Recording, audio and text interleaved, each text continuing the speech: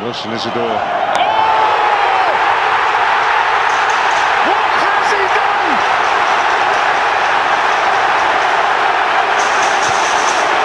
What has he done?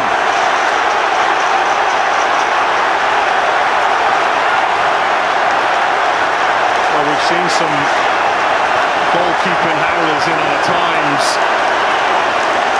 This is right up there. This is right up there. You cannot believe it. It's a gift. It's a present. And you can't legislate for it. If you're Daniel Farke, if you're Leeds United, how on earth can you legislate for something like this?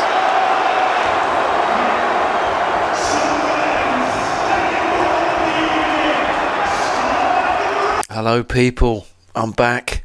It's been a while. Been away on business. Been in Singapore and then in Europe. It's been a couple of weeks, I know. But I had to do it. Can't afford to give up the work just yet until you guys start liking and subscribing more. Wink wink, nudge nudge. But I'm back. Back to talk about Leeds United, my beloved Leeds United, and our beloved Leeds United. And I want to start on this point. Not on the point that most streamers are talking about. And I won't be labouring on it, by the way. But we'll start here. This is the bit I want to start talking about. What has he done?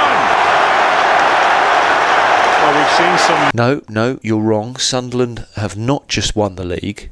They've just drawn at home to Leeds United from a fluky error by our goalkeeper. The Sunderland coaching team and players, who are supported by the fans that were singing "Leeds are falling apart" in the 11th minute. I mean, that's arrogance for you. Oh, and were streaming out of the stadium with almost 15, well, actually close to 20 minutes of the game remaining. Can you believe that? The same Sunderland fans, players and management team. Yep, they celebrated like they just won something. Yep, they've not won anything. No cup. They won't be going home with a cup tonight, and they will be staying on top of the championship for a little bit longer. But what I will labour is the little bit. Because this is my first time watching Sunderland this season, and I don't know about you guys, but if this is the best the Championship has to offer, we have very little to worry about. So that's enough about Sunderland. Let's talk about Leeds United. And I'll be honest with you, I have a very different view to most people I've been listening to. I've heard a lot of talk about us performing well and failing to take the points because of an error by Illan Meslier, and I have a very different opinion on it. I'll get to it, but let's talk about the game. Well, a little while ago I talked about Joel Perreault either being a number 9 or nothing. Play him up top, but by God, do not play him in the 10. He's a striker or he's nothing. He either works or he goes. He either warms the bench and has 10-15 minutes or he goes. He either starts and plays well or he goes. Well, we got it right tonight. He played the game. He had one chance. He took it. He had a good game. He worked hard. Quietened down in the second half. He just sort of phased out a little bit, and that was the right time to bring Joseph on and freshen things up and have him chase around a little bit. But that worked. Tanaka started in the midfield alongside Joe Rothwell, and two ball playing midfielders. Definitely doesn't fit the system that Daniel Farke wants to play. It's very possession based football, but maybe a shock to the system, maybe something that Sunderland weren't expecting, but it worked. The two guys in there, Tanaka and Rothwell, worked their socks off,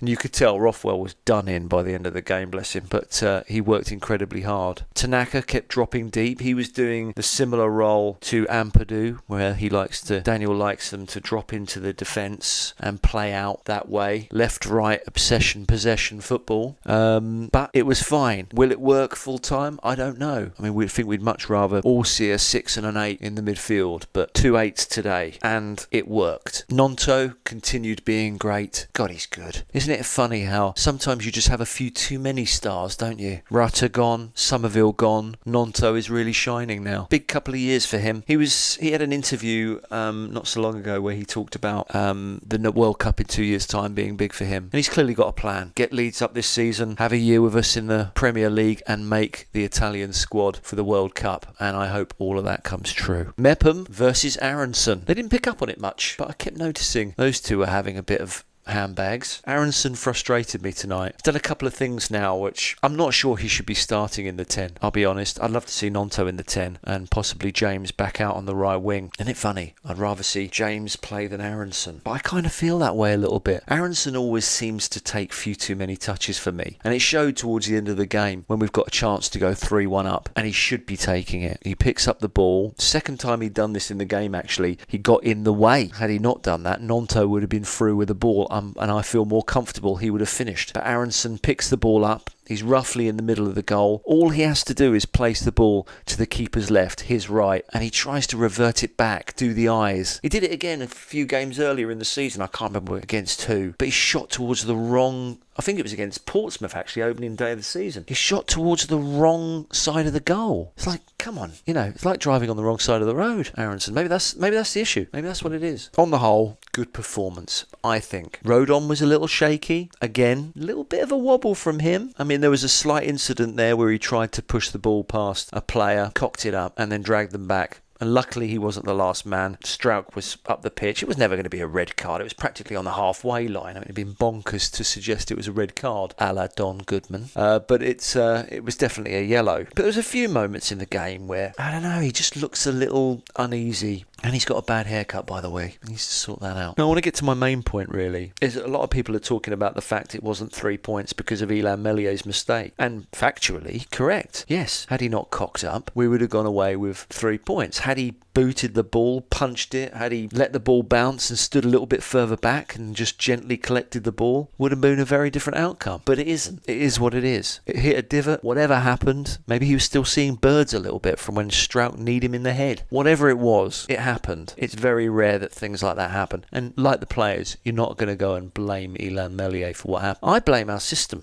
I blame the way we play football. I've laboured this point, and I'll labour it again. Leeds United have the best team in this league, by far. You could argue that our team is the sort of team that could comfortably compete in the lower half of the Premier League. No problem. I don't feel uncomfortable saying that. We should be destroying teams in this league. Genuinely. You line our team up, what is there? 1, possibly 2 players in the Sunderland side that you would have in this Leeds side? Joe Bellingham, Trey Hume. I can't think of any team I would replace for Leeds United at this level. We should be annihilating teams. And for me, it's all a bit too obsession over possession. Left, right, Leeds. When I think we should just take the handbrake off.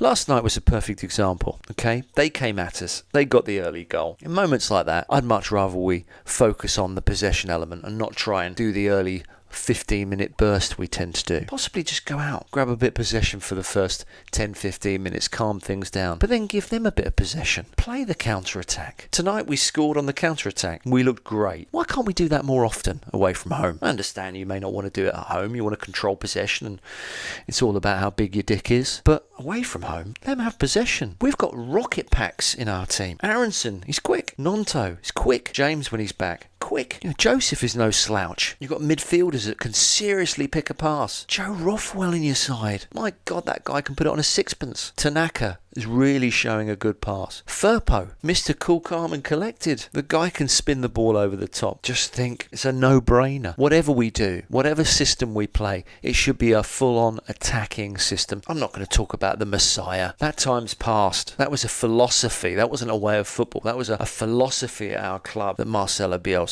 brought. I'm talking about a way of playing football, which is attacking. A la Ipswich. A la what Sunderland are doing this season. We do that with the quality of players we've got. We will annihilate teams. Yeah, we'll concede a few more. That's natural. But by God, we will annihilate teams. So for me, it's the fact that we didn't score number 3 or 4 that we can blame going away with 1 point. Not Ilan Mellier's mistake. Aronson should have scored a second. Nonto had the chance to score. We should be burying these chances and we should be playing the type of football that allows us to do it. There was 2 key moments for me in the game. It was around 35 minutes. Sunderland fell to pieces. They were all over the place. And it was a real chance to turn the screw, to annihilate them. And we didn't do it. It's almost as if we let them get back into the game. We did more left-right leads instead of just destroying them at that moment, really kicking them where it hurts. And again in the second half, I think it was about midway through the second half, they had another wobble and we did it again. We let them get back into the game. Daniel did his subs at the end of the game, which were all a bit odd again. I think we had like 4 left and right backs on in the end. I don't know what he was doing.